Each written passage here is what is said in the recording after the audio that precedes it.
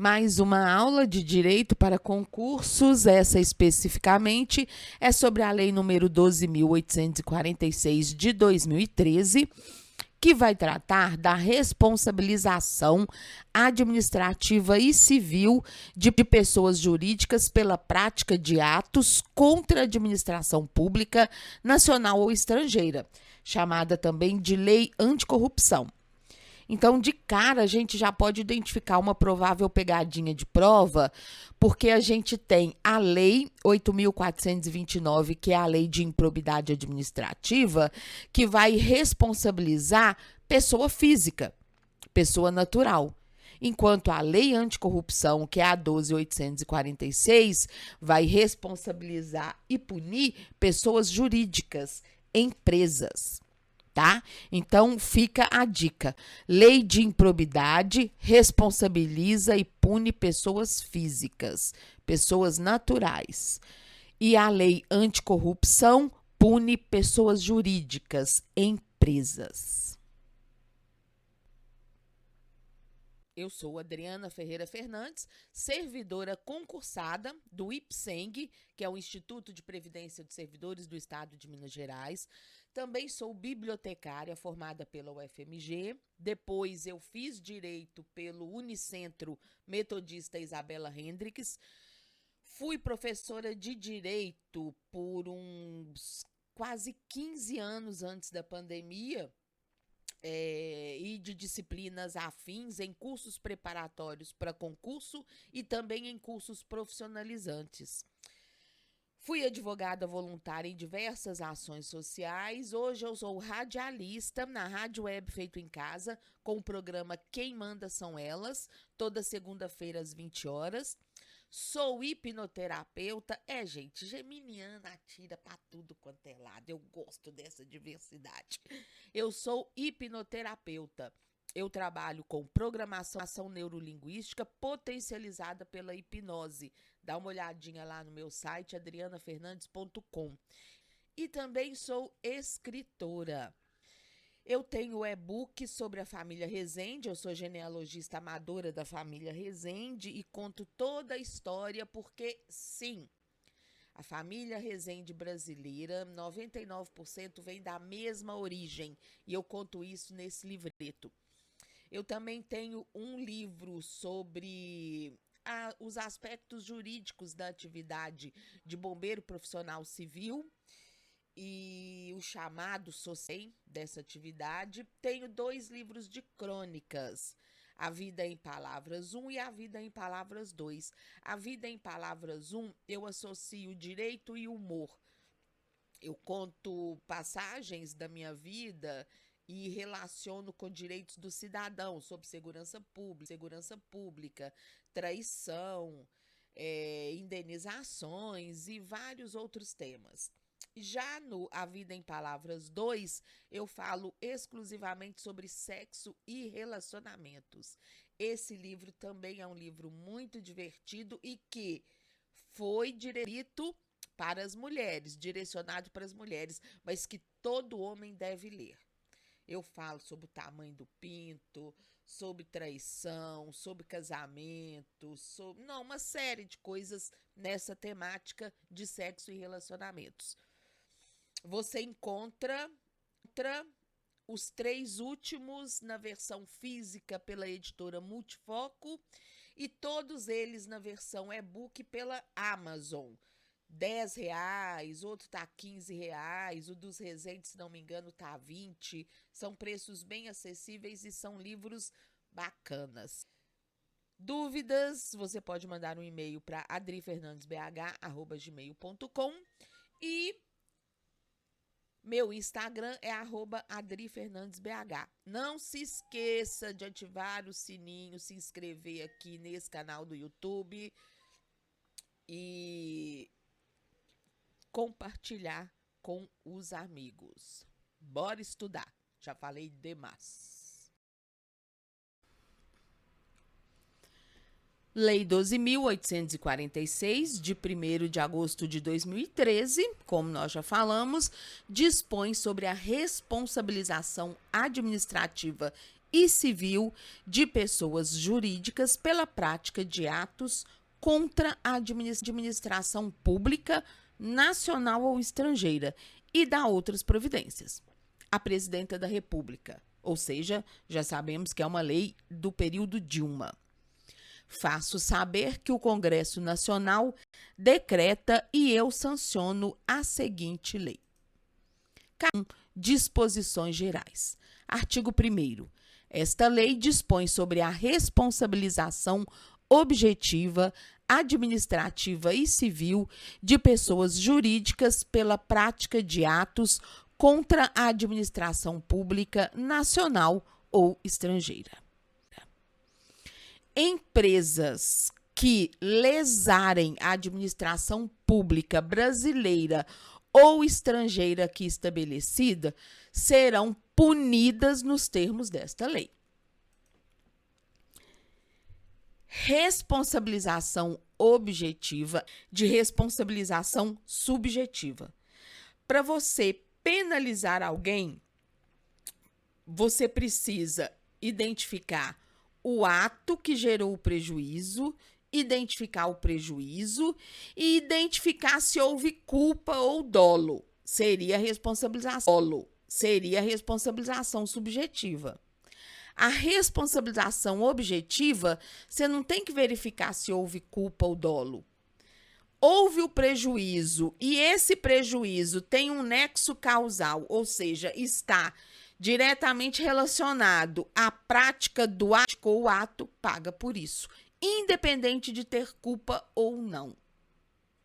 E é assim no caso das pessoas jurídicas. No caso de pessoa física, a responsabilidade é subjetiva.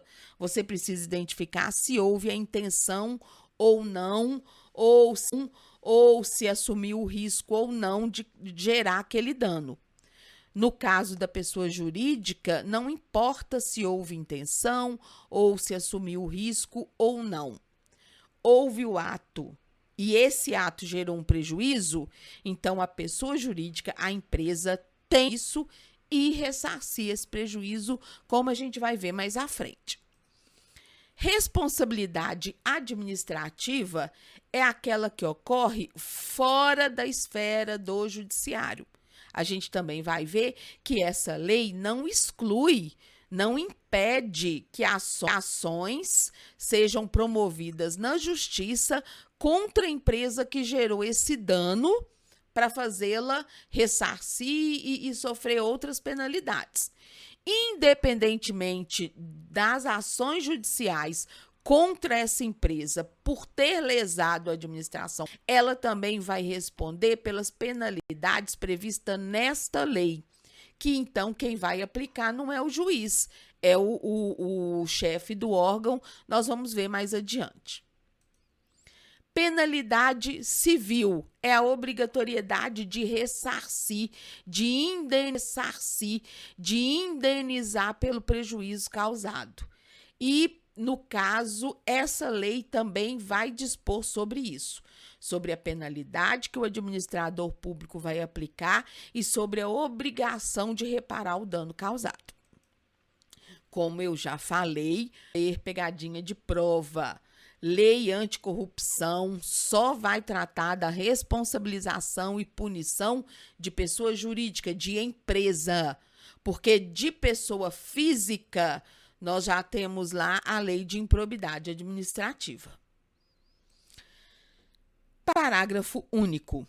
Aplica-se o disposto nesta lei às sociedades empresárias e às sociedades simples, personificadas ou não, independentemente da forma de organização ou modelo societário adotado, bem como a quaisquer fundações, associações de entidades ou pessoas ou sociedades estrangeiras que tenham sede, filial ou representação no território brasileiro, constituídas de fato ou de direito, ainda que temporariamente. Nossa Senhora, que trem grande! Então, vamos lá.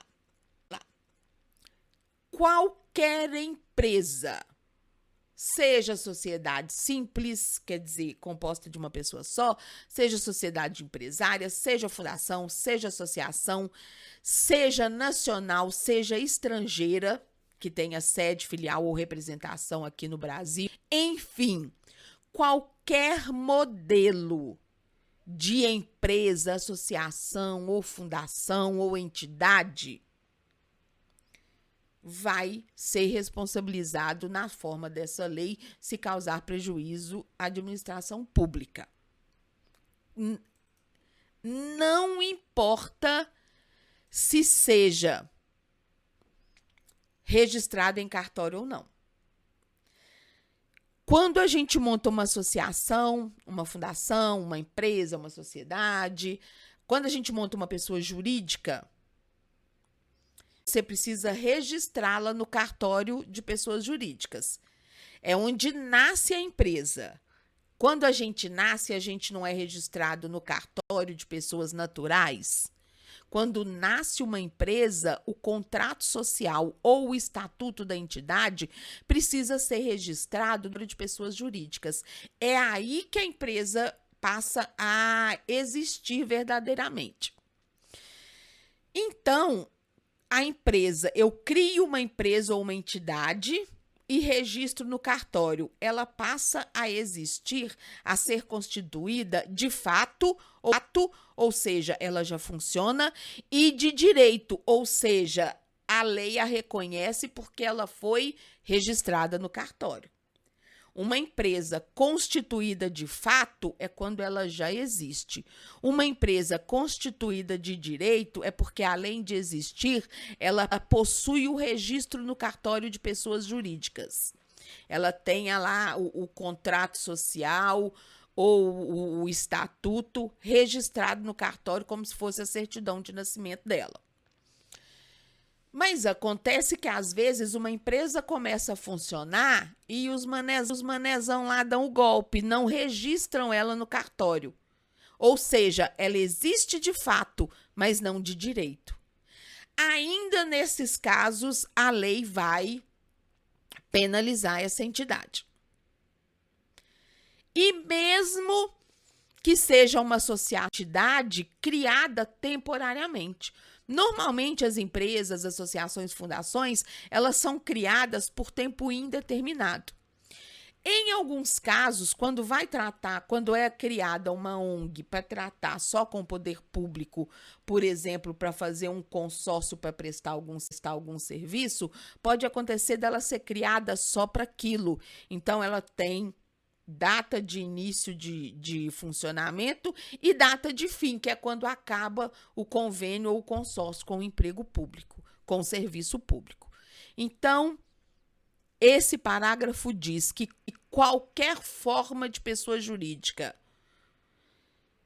seja ela registrada em cartório, ou seja, constituída de direito, ou não, quer dizer, constituída de fato, seja por tempo indeterminado ou por tempo fixo, horariamente, ela vai responder nos termos dessa lei.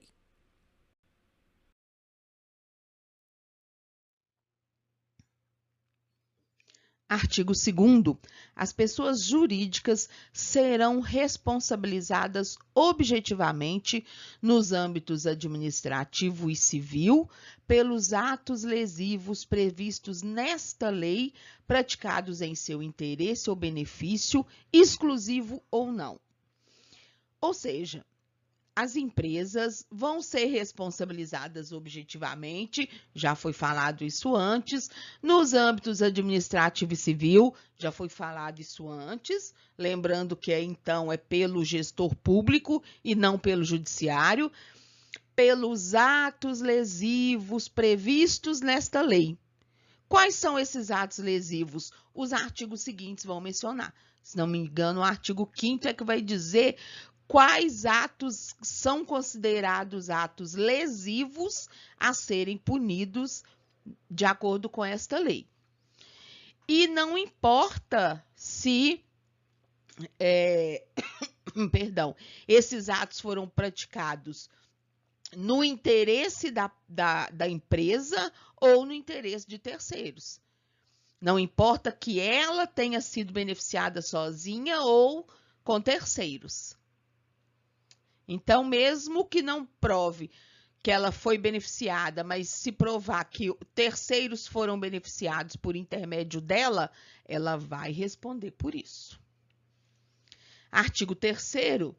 A responsabilização da pessoa jurídica não exclui a responsabilidade individual de seus dirigentes ou administradores ou de qualquer pessoa natural, autora, coautora ou partícipe do ato ilícito, mas não serão julgados por essa lei.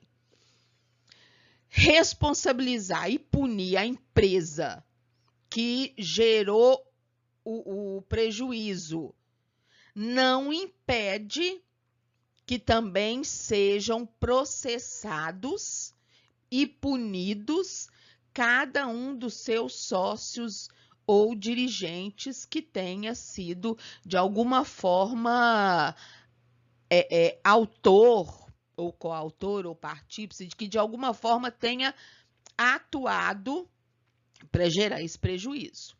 Então, essa lei está punindo a empresa, mas o artigo 3º está dizendo pode-se punir as pessoas também. E aí você vai ter lá a lei da improbidade para punir o gestor, você vai ter o Código Penal, o Código Civil para punir os sócios dessa empresa. Parágrafo 1º do artigo 3º, a pessoa jurídica será responsabilizada independentemente da responsabilização individual das pessoas naturais referidas no caput, referidas na cabeça do artigo 3º. Ou seja, mesmo que não se tome providências contra os sócios, a pessoa jurídica vai ser responsabilizada pelo ato lesivo que causou. Então, assim, os sócios também serão responsabilizados em outras esferas jurídicas e mesmo que não o sejam, essa lei pode punir a pessoa jurídica. Não está amarrada aqui a responsabilização ao processo contra os sócios, não. São processos, são esferas distintas e independentes. Parágrafo 2º. Os dirigentes ou administradores somente serão responsabilizados por atos ilícitos na medida de sua culpabilidade. Aí entra o que eu já tinha explicado sobre responsabilidade objetiva e subjetiva. Aqui no caso, você só pode responsabilizar os dirigentes ou administradores, que são pessoas físicas, pessoas naturais, na medida da sua culpabilidade. Se eles tiveram a intenção de cometer a fraude ou não tinham a intenção, mas assumiram o risco, eles serão penalizados, serão responsabilizados. É a responsabilidade subjetiva. No caso da empresa, não importa ter tido intenção ou não, empresa não tem intenção. Agora, ser humano tem. E ser humano você só responsabiliza na medida de sua culpabilidade. Então, isso aí pode ser pegadinha de prova. A responsabilização da empresa é objetiva. A responsabilização da pessoa física é na medida de sua culpabilidade.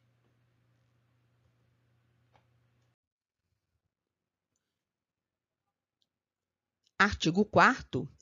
Subsiste a responsabilidade da pessoa jurídica na hipótese de alteração contratual, transformação, incorporação, fusão ou cisão societária. Ou seja, não importa o que os sócios façam com essa empresa, ela será responsabilizada. É muito comum no meio comercial fazer alteração contratual, colocar outros sócios, um no lugar do outro, compra as ações do outro. Se isso acontecer, a empresa vai ser responsabilizada da mesma forma. Isso depois de cometido, se essas alterações forem feitas depois de cometido o ato lesivo.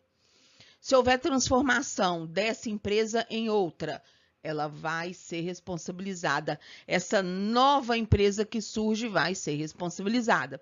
Se houver incorporação, uma empresa maior incorpora essa empresa menor que cometeu o ato ilícito. A empresa maior será responsabilizada pelos atos da que ela incorporou.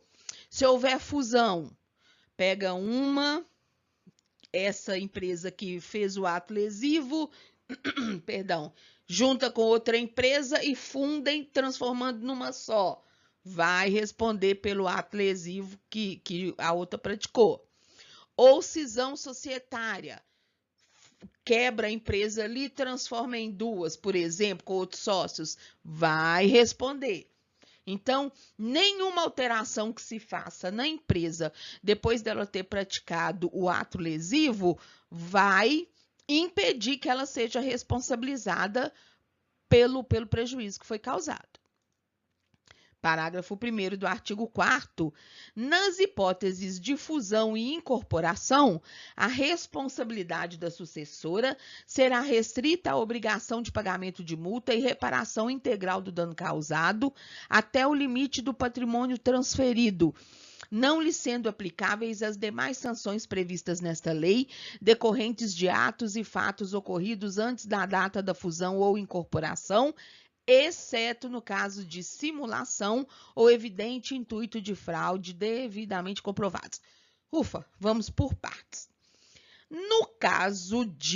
Só no caso de fusão, a que praticou o ato ilícito e mais uma se fundem numa só, ou uma maior incorpora essa que praticou o ato lesivo, ela deixa de existir, existindo só a incorporadora, essa nova empresa que surge com a fusão, ou então essa empresa que incorporou a que praticou o ato, vai responder sim.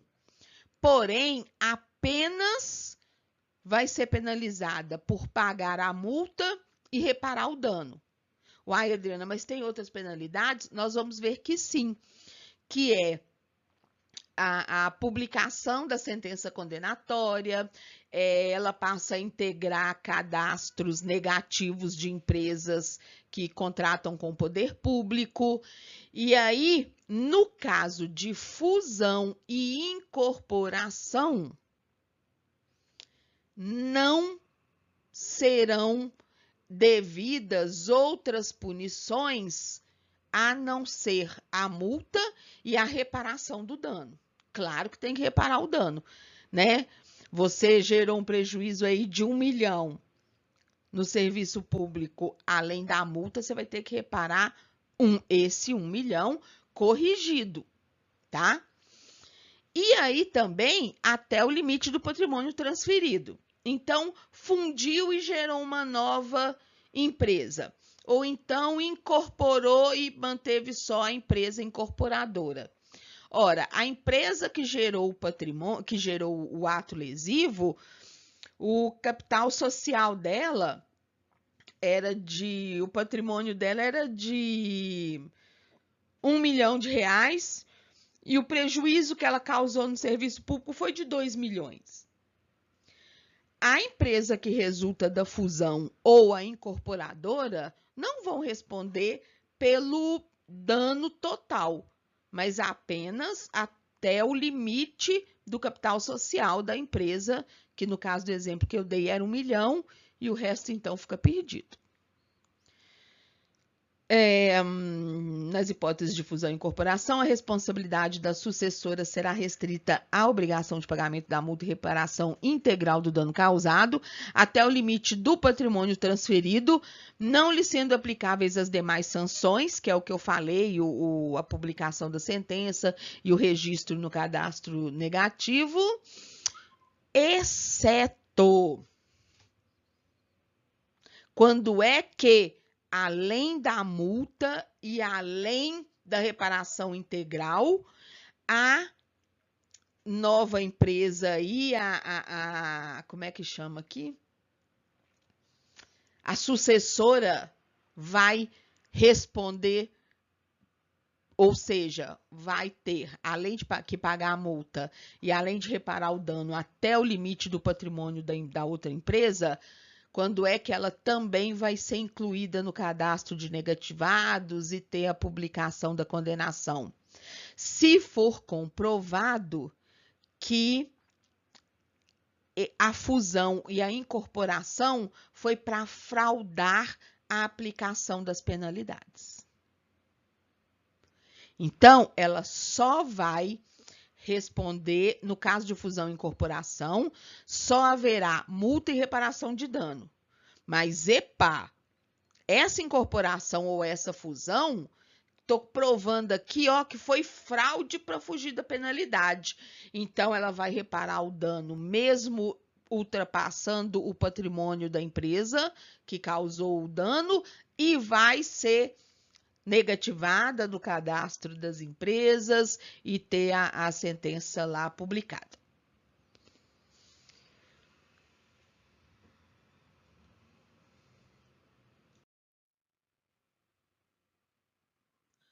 Parágrafo 2º.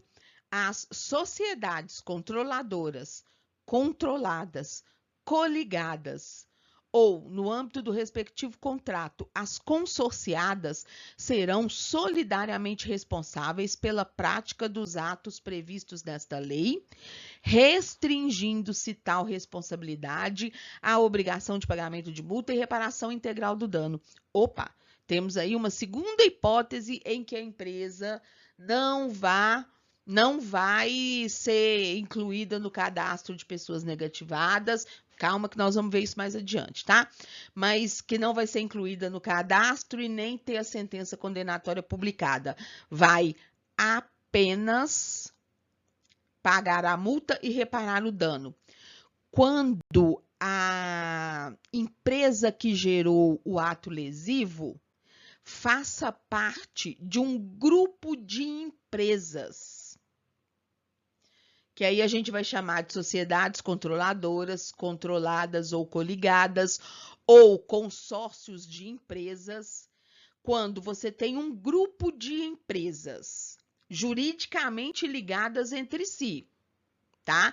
E não se trata de matriz e filial, não. Se tratam de empresas diferentes que compõem um mesmo grupo empresarial.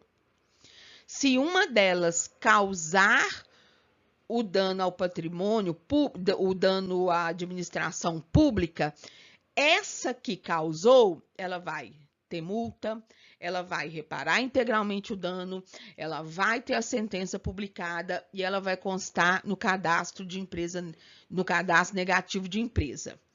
As outras que compõem esse grupo empresarial ou esse consórcio, se a que gerou o ato não pagar a multa e não reparar o dano, as outras terão que fazer por ela. Isso é a responsabilidade solidária. A gente é obrigado a pagar também o que você deixou o que você tinha que pagar e não está pagando. A multa a qual era aplicada numa empresa alcança as outras também. Então, lembrando, sociedades controladoras, controladas, coligadas ou, no âmbito do respectivo contrato, as consorciadas, ou seja, vamos chamar grupos empresariais. Elas vão responder junto, as demais que compõem aquele grupo vão ser responsáveis junto com a que causou o dano. Mas aí, apenas ao pagamento de multa e reparação integral do dano, ok?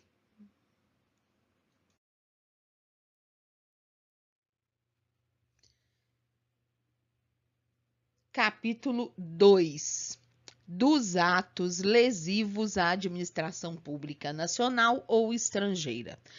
Agora é que a lei vai dizer quais são os atos lesivos passíveis de punição. Porque se não tiver descrito na lei que uma conduta é ilícita, ninguém pode falar que aquele ato, então, foi algo passível de punição. Então, o artigo 5º da Lei Anticorrupção é que informa quais atos são considerados ilícitos e, em razão disso, ensejarão punição, reparação e outras medidas contra a empresa que os executar. Artigo 5º. Constituem atos lesivos à administração pública, nacional ou estrangeira, para os fins desta lei, todos aqueles praticados pelas pessoas jurídicas mencionadas no parágrafo único do artigo 1º, que atentem contra o patrimônio público nacional ou estrangeiro, contra princípios da administração pública ou contra os compromissos internacionais assumidos pelo Brasil, assim definidos.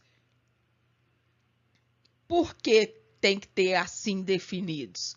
Porque estava lá, constitui ato lesivo todos aqueles praticados que atentem contra o patrimônio público. Então tudo. Se eu quebrei uma cadeira, pronto, danou porque eu estraguei um patrimônio público. Não é assim.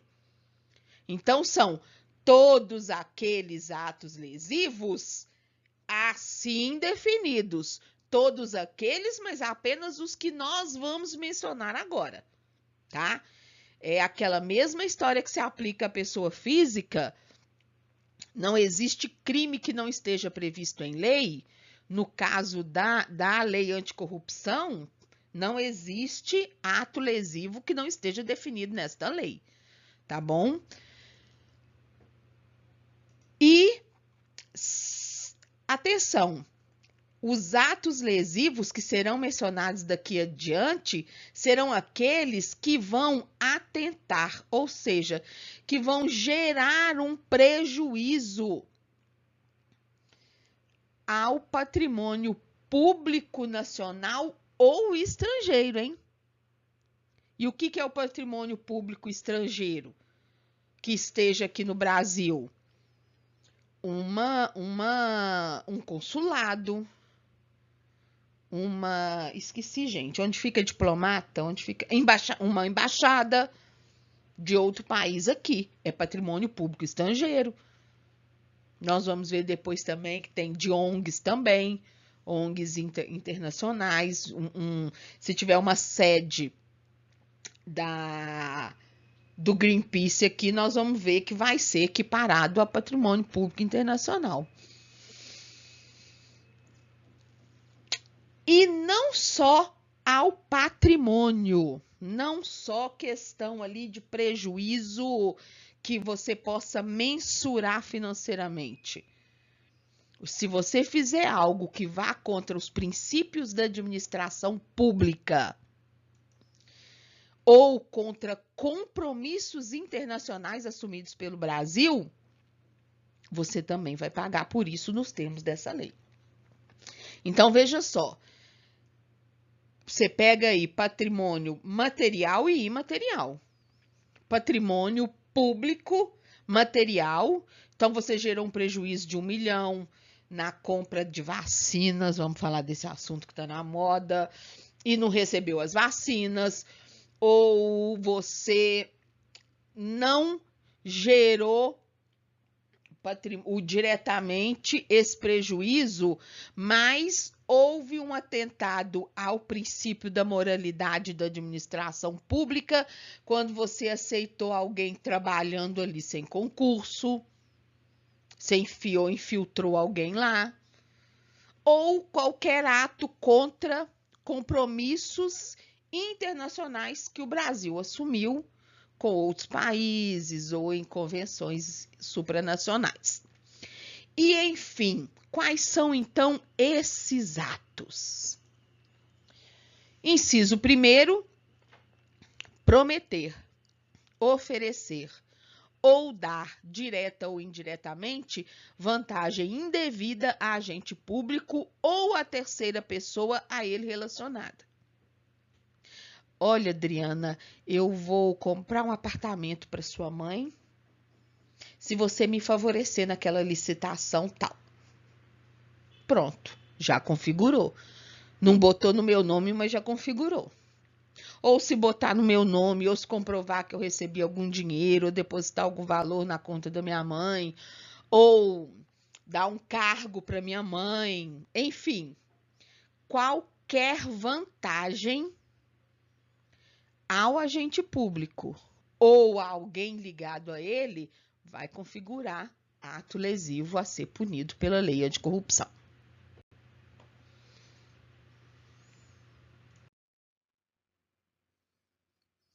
Inciso 2º, outro ato lesivo é comprovadamente financiar, custear, patrocinar ou de qualquer modo subvencionar a prática dos atos ilícitos previstos nesta lei.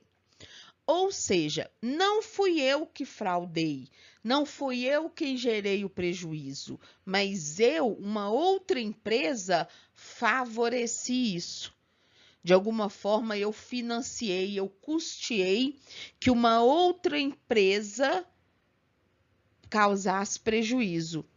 Então, eu também estou sujeita às penalidades desta lei. Também serei punida nos termos da lei anticorrupção. Então, ato 1, inciso 1, quem provocou o ato.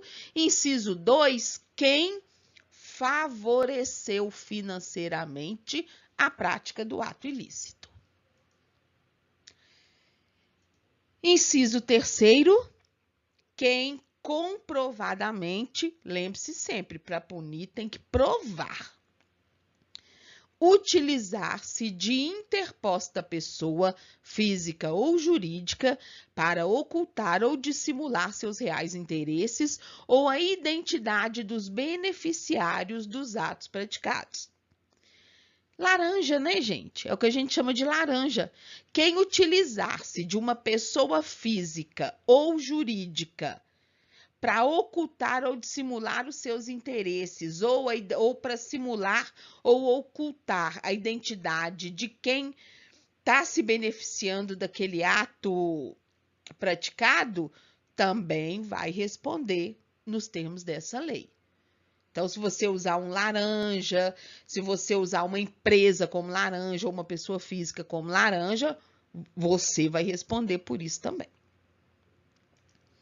Inciso 4º, especificamente no que se refere a licitações e contratos, ou seja, a compras e serviços, também é considerado ato lesivo a frustrar ou fraudar mediante ajuste, combinação ou qualquer outro expediente o caráter competitivo de procedimento licitatório público. Ora, o que é o caráter competitivo da licitação? É todo mundo em condições de igualdade concorrendo a prestar aqueles serviços ou vender aqueles bens para a administração.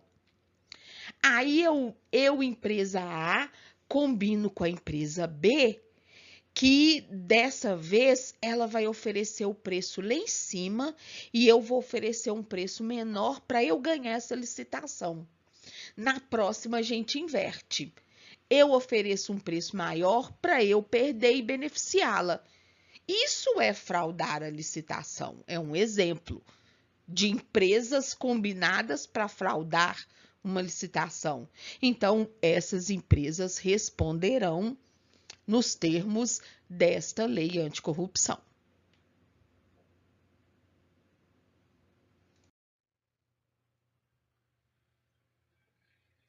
Ainda em relação a licitações e contratos. B.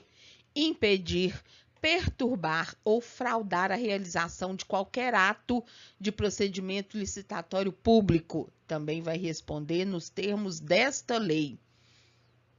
Qualquer coisa que você fizer para impedir a realização de qualquer ato do procedimento licitatório, que começa lá com orçamento, faz o edital, chama, faz o pregão, etc, etc.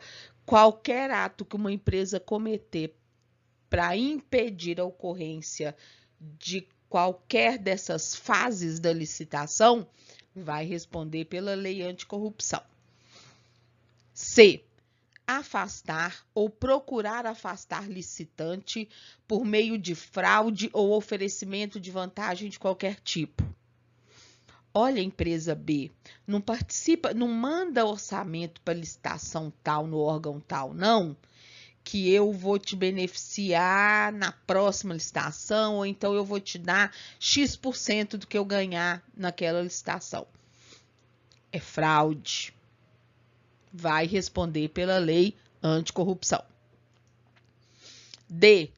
Fraudar licitação pública ou contrato dela decorrente. Vocês estão vendo como é repetitivo? É repetitivo, é cansativo, né? É para pegar minúcias. Eu acho que pecou, na verdade não pecou, mas excedeu, sabe? Tornou a lei cansativa e, gente, fraudar a licitação pública ou contrato dela decorrente, mas todo o resto aí para trás não é fraudar? Tudo que vem pela frente aí não é fraudar? Mas, enfim, qualquer coisa que você fizer que não estiver dentro da legalidade em relação ao procedimento licitatório, a execução do contrato, a prestação de serviços ou a venda de bens, a empresa vai ser penalizada nos termos da lei anticorrupção. Criar de modo fraudulento ou irregular pessoa jurídica para participar de licitação pública ou celebrar contrato administrativo. Nós já vimos lá atrás. De um modo geral, se você criar ou usar uma empresa laranja, né, vai responder. Então, aqui também, especificamente em relação à licitação e contratos. Aí eu vou criar uma empresa aqui para ela sempre participar de licitações, jogando o preço lá em cima, para o meu preço ficar aqui mais embaixo e eu sempre ganhar de todo mundo.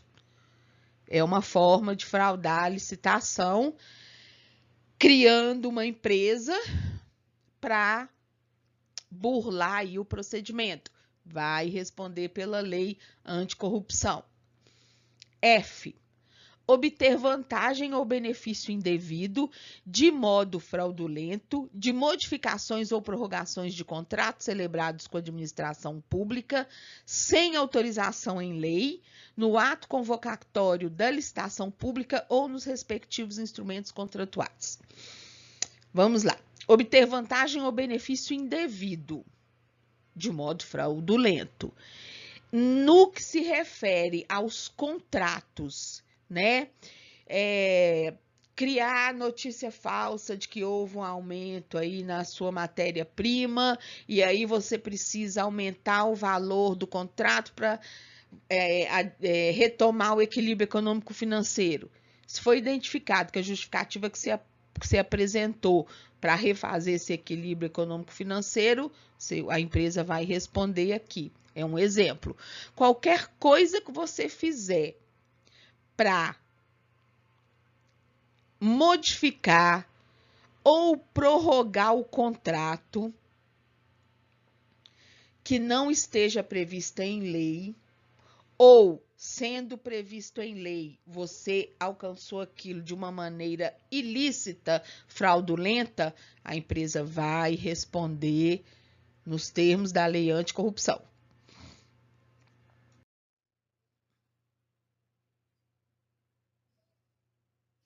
G. Manipular ou fraudar o equilíbrio econômico-financeiro dos contratos celebrados com a administração pública. A empresa vai responder nos termos da lei anticorrupção. Ou seja, aquele exemplo que eu dei o primeiro exemplo que eu dei no inciso anterior, você vai aplicar nesse inciso aqui, que é mais adequado para ele. Pronto. Acabou aquilo que dizia respeito especificamente à lei de licitações e contratos e volta para condições gerais dos atos lesivos. Essa lei ela não é difícil, mas ela é muita informação. Então, faça um esqueminha quando você for rever essa aula, faça um esqueminha, né? Quais são os atos lesivos, atos gerais lesivos e quais são os atos lesivos pertinentes à licitação. Faça um esquema aí para clarear a sua cabeça, porque é muita informação. Inciso 5. Dificultar a atividade de investigação ou fiscalização de órgãos, entidades ou agentes públicos, ou intervir em sua atuação, inclusive no âmbito das agências reguladoras e dos órgãos de fiscalização do Sistema Financeiro Nacional. Isso é ato lesivo à administração pública e a empresa vai responder nos termos da Lei Anticorrupção. Dificultar a atividade de investigação ou fiscalização. Claro, eu fraudei, então eu vou pagar propina para um agente não investigar, eu vou mexer meus pauzinhos lá dentro do Tribunal de Contas para não investigar, eu vou mexer aqui na ouvidoria para não fazerem auditoria nos processos da licitação tal. Enfim, de alguma forma, de qualquer forma que a empresa dificultar a investigação e a fiscalização dos órgãos, né, ou intervir na sua atuação, inclusive no âmbito das agências reguladoras e dos órgãos de fiscalização do Sistema Financeiro Nacional. Claro, né, gente, eles compõem a administração pública, lá atrás não falou que era qualquer coisa referente à administração pública. Isso também é um ato lesivo e a empresa vai responder nos termos desta lei. Parágrafo 1º, aí que explica. Considera-se administração pública estrangeira. Nacional, a gente sabe, foi criada aqui, diz respeito à administração pública, legislativo, executivo, judiciário. E a administração pública estrangeira? Considera-se administração pública estrangeira os órgãos e entidades estatais ou representações diplomáticas de país estrangeiro, de qualquer nível ou esfera de governo, bem como as pessoas jurídicas controladas direta ou indiretamente pelo poder público de país estrangeiro. Então, a administração pública estrangeira é qualquer órgão ou entidade de um outro país ou representações diplomáticas de um outro país, em qualquer nível ou de qualquer esfera de governo. Se fosse aqui, a gente diria executivo, legislativo, mas lá a gente não sabe como é que chama. Então, a gente fala de qualquer esfera de governo, bem como pessoa jurídica, quer dizer, qualquer empresa, qualquer sociedade, controlada direta ou indiretamente pelo poder público de país estrangeiro. Por exemplo, uma pessoa jurídica controlada direta ou indiretamente pelo poder público nacional, Banco do Brasil, por exemplo, Banco Central, Copasa, CEMIG, tá bom? Então, o correspondente disso também, de outro país, é chamado de administração pública estrangeiro nessa lei, e qualquer empresa que atentar contra essas entidades também, mesmo sendo estrangeiras, porém com sede aqui, vai responder pela lei anticorrupção. O governo brasileiro ele tem obrigação de proteger as entidades que estão aqui, não só que nasceram aqui.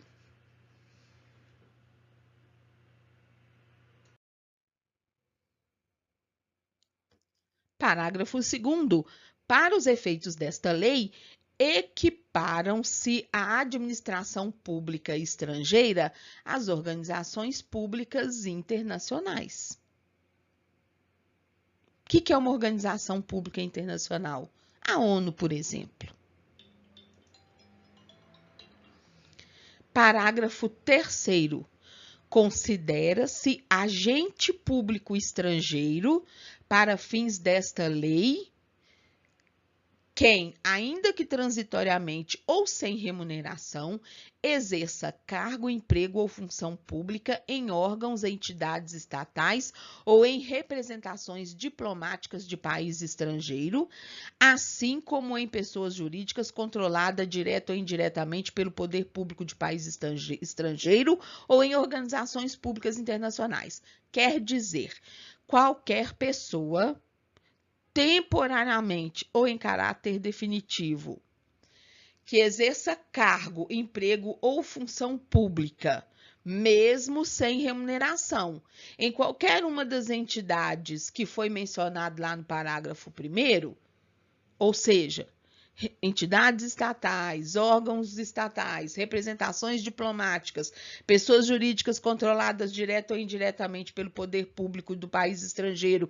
e organizações públicas internacionais, que foram citadas aí no parágrafo 2º, esta pessoa será chamada por esta lei de agente público para os fins de identificação daquilo que a gente já viu. Se beneficiar ela ou se beneficiar um terceiro ligado a ela. Então, é preciso definir quem é agente público para saber se aquela pessoa que foi beneficiada é um agente público ou alguém ligado a ele, para poder penalizar a empresa, não penalizar o agente. O agente vai ser penalizado lá pela 8429, que é a lei de improbidade, depois na justiça, pelo Código Penal e tal. Mas aqui para essa lei é apenas para identificar que essa empresa beneficiou essa pessoa é agente público e esse agente público, ao ser beneficiado por essa empresa, concedeu um contrabenefício a ela. Então, esta empresa vai responder por isso nos termos desta lei, da lei anticorrupção. Cuidado que isso pode ser pegadinha. Aqui está identificando o agente público não para puni-lo, mas para enquadrar o ato da empresa e ela sim ser punida nos termos desta lei. E nós vamos dar uma pausa por aqui, porque essa lei ela é muito grande e quando você estuda muitas horas um mesmo tema, você perde capacidade de concentração e você aprende menos. Então, nós vamos terminar aqui a parte 1 do estudo dessa lei e vamos retomar em outro vídeo. Se você chegou até aqui, este vídeo de alguma forma foi útil para você. Então, por favor, deixe seu like, deixe seu comentário, principalmente se for alguma crítica para que a gente possa melhorar o conteúdo e a apresentação. Não se esqueça de se inscrever nesse canal no YouTube e ativar o sininho para receber as notificações. Compartilhe esse vídeo. Se você gostou, compartilhe com seus amigos. Se não gostou, compartilhe com seus inimigos. Acho que é o Ricardo Ventura quem fala isso. Mas, enfim, compartilhe este vídeo. Muito obrigada.